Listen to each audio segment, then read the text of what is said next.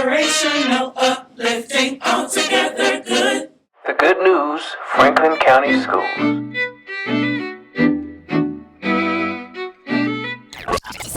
Welcome to WFCS Radio, the Good News Franklin County Schools podcast. I am your host, Dwayne McIntosh, and I'm excited to kick off season 1. The Good News Franklin County Schools podcast was created to share the amazing work taking place within our district as we highlight all things inspirational, uplifting, and altogether good. I have a very, very special guest for you guys today. We are kicking off our inaugural episode with none other than the Superintendent of Franklin County Schools, Dr. Rhonda Schuhler. Y'all give it up.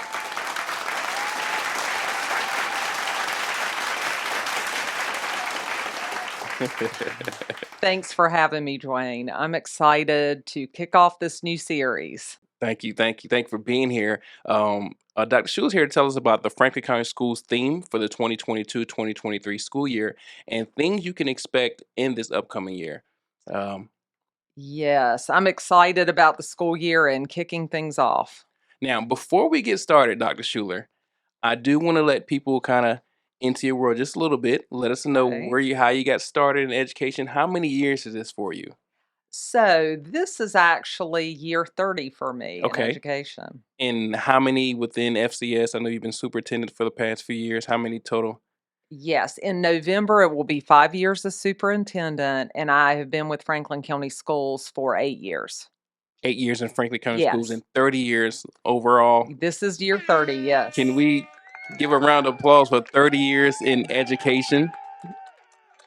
Educators are superheroes, so we will take a time, let that marinate for a second. So incredible. So 30 years overall. Tell us that educational journey. Where'd you start? How'd you end up here? Was leadership always a part of that?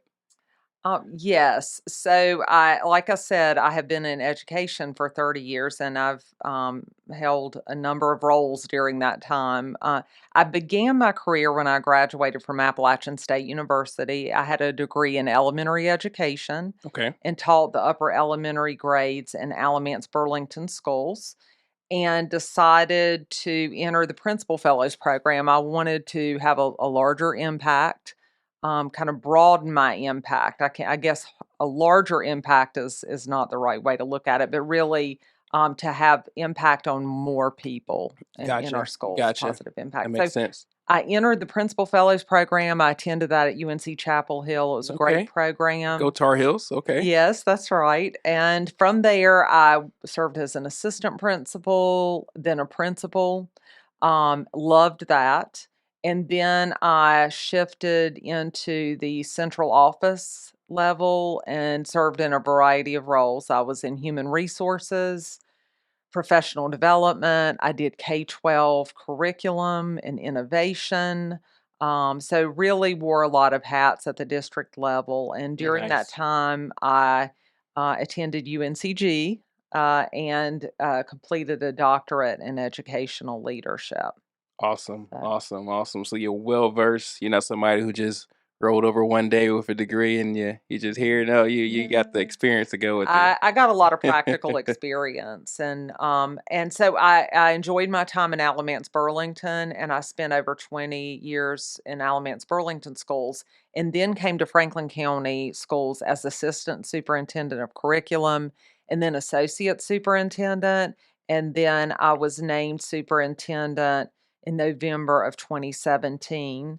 And I will say that I love the work that I do. It is challenging work, but I love the work that I do. I love working in Franklin County. I love the people here. And, Me too. Yes. It's just been, I felt at home immediately when I came to Franklin County, and it's just been a great place to be. And I'm grateful for the opportunity to serve in this role. Y'all got to give it up for Dr. Schuhler. That is awesome. And I want to personally give you your flowers as an educator. And you an educator to educator, being in education for that many years. And as a superintendent, you're normally the one who's giving flowers to others and appreciating others, and your principals and staff and teachers that oftentimes you may can get underappreciated. So we do appreciate you, and the hat you wear is not easy. Being the superintendent, we know that, but you wear it well. So thank you. Well, thank you. So you've been started serving in other leadership roles as well throughout the state. Tell us about some of the other things you have going on.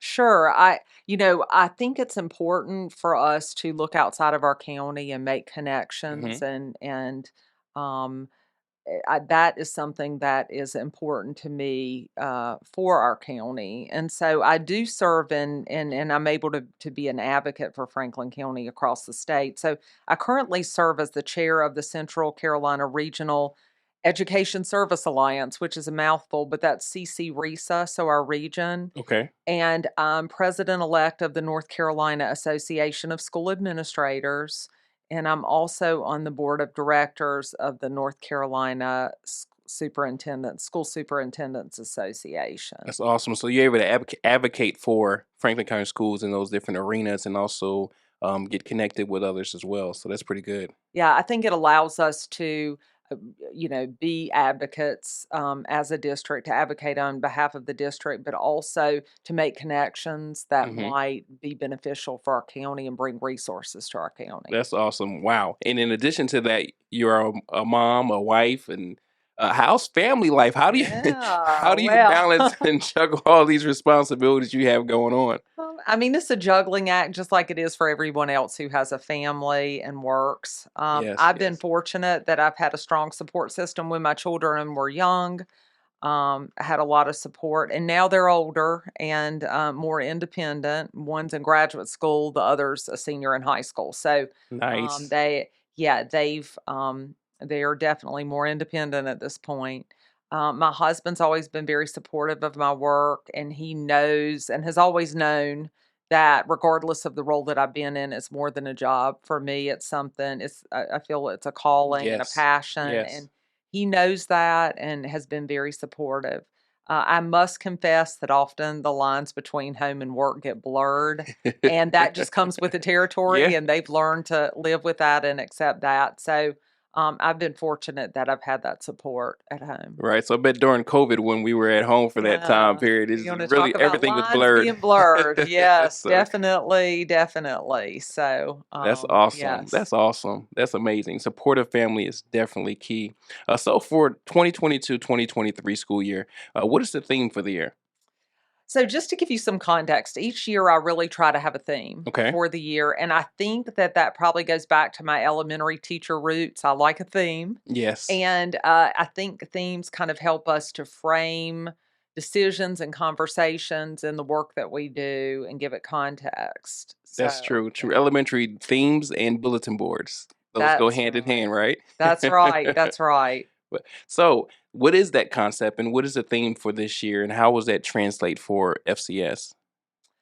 All right. So the theme that emerged this year as I've thought about and planned for the school year is the power of one. And it really came from the challenges that we all have faced over the past several years, Hmm. professionally and personally. Everyone has those stories of the challenges that it has brought.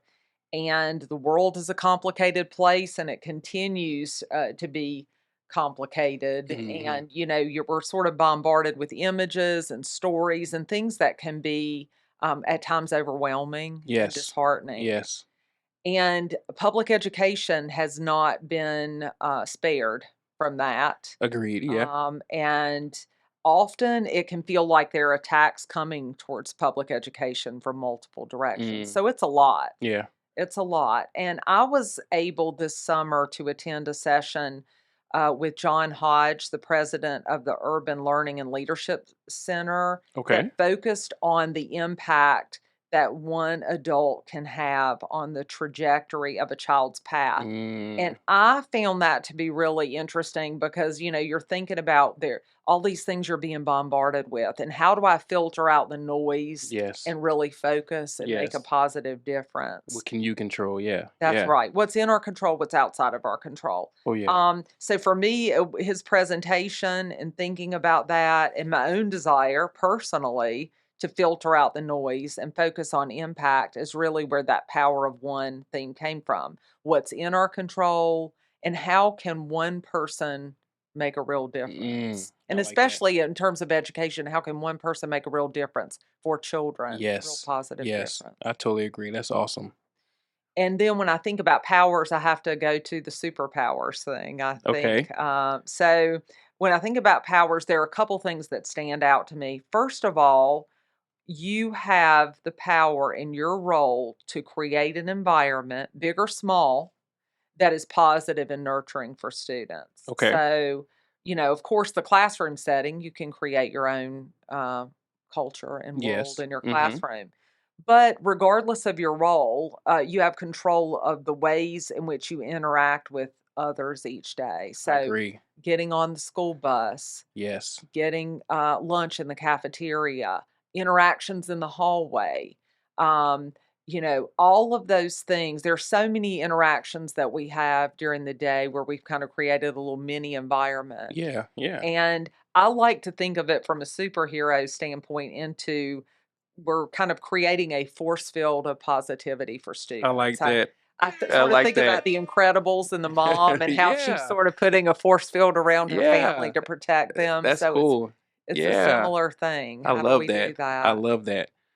And this is especially important, I think. This is important for all children. This is important for all people Yeah. to have positive interactions, but it's especially critical, and this has been even more magnified, the need for this through COVID and the things that we've Mm. dealt with. But this is really important for students who might not have a strong support system at home, for students who have risk factors that can have an impact on their potential success, like poverty, broken homes, mental Mhm. illness, Yeah. trauma, Yeah. learning difficulties. Yeah. All of those things make it especially important that for those students, they're given the tools to be successful. Mm. And that doesn't mean lowering expectations for them. And I think that's really important. We do have a lot of Yes. poverty in Franklin County. We have a lot of high risk students.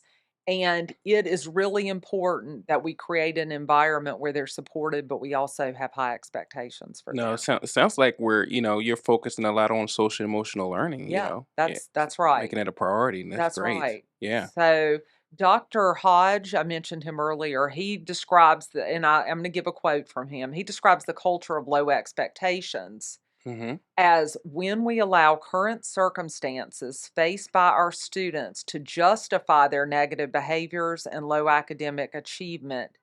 This is my favorite part of this quote. We are simply loving them to failure. Ouch.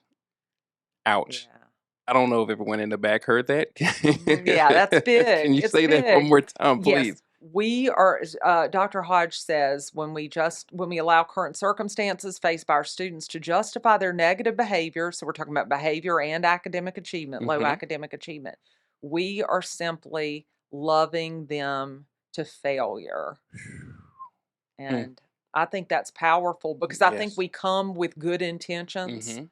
with children who have a lot of needs, and Mhm. sometimes that's um, we are very well intentioned, but we're loving them to failure by not having high expectations for them. Now, that doesn't mean they don't need supports in place to meet those high expectations, Okay. but they need to know that we care about That them, we see them. we see them, Yes. we Mhm. care about them, and that we're going to create an environment where those students, we understand them and their needs, and we're meeting them where they are. And we're not patting them on the head and doing the bless your Mhm. heart and Right. Right. lowballing the Right. expectations for them. We're saying we care enough to hold you accountable. We're going to be here to support you, but we do have expectations for behavior, and we do have expectations for your academic success. We gotta I love that. I love that. I love that. I'll say it one more time. I love that. Thank I you. love Thank it you. too. I love Dr. Hodge. Thank you, Dr. Hodge. So, so when I think about superpowers, going back to that, we need to have high expectations for students for their behavior and academics, but we need to create a safety net so that they can't Mm, fall. So, that's going to look different for different students. They need different things. That's where yes. it's critical that we know them. We Yes. develop relationships. We know what their needs are. But I sort of picture Spider-Man throwing a net out and Yeah. catching them, Yeah. to keep them from falling. Mm, So a couple of superpowers there. But my hope is that we enter a new year, as we enter a new year, is that each of our staff members, regardless of what role you're in, that's every right. role is critical and Important. makes a That's right. difference. That you recognize your power of one, that you do in the midst of all of the challenges, all of the crazy things that happen in the world, that you have the ability to make a positive difference, and there is power in one, and that you will use that power to make a positive difference for the students that you work with each and every day. I love that. I love that. That Thank is you. so good. The power of one person to make a difference. So look, I want to change gears just for a second. So, Okay. being superintendent, Uh-huh. if you could have one superpower, what would that be? Uh-huh. Read minds, fly, I don't think I wanna read minds. I think right? that might be better to steer clear of that. Agreed. I would like to figure out how to be able to be in more places at one time, so Okay. there's a power for that. I don't know if it's duplicating myself or being able to move really quickly, The because Flash. Franklin County's a large county. No, I We're about agree. 500 square miles, so maybe the Flash would be a good That'll be one. a great one. That'll be a Yeah. great one. That was so good, Dr. Schuler. Thank Thank you so you. much for being the first guest on the Good News Sure, I'm podcast. honored to be the first guest. We appreciate you so much, and Thank you. this has been incredible, enlightening, and enriching conversation. So, folks, this concludes our episode 1 of the Good News Franklin County Schools podcast. If you're listening on your favorite podcasting app, please subscribe and share with a friend. If you are watching us on YouTube, please like, share, and subscribe. Until next time, remember there is greatness inside of you, so let it out and share the good news. We'll see you later, everyone. Inspirational, uplifting, altogether good. The Good News Franklin County Schools.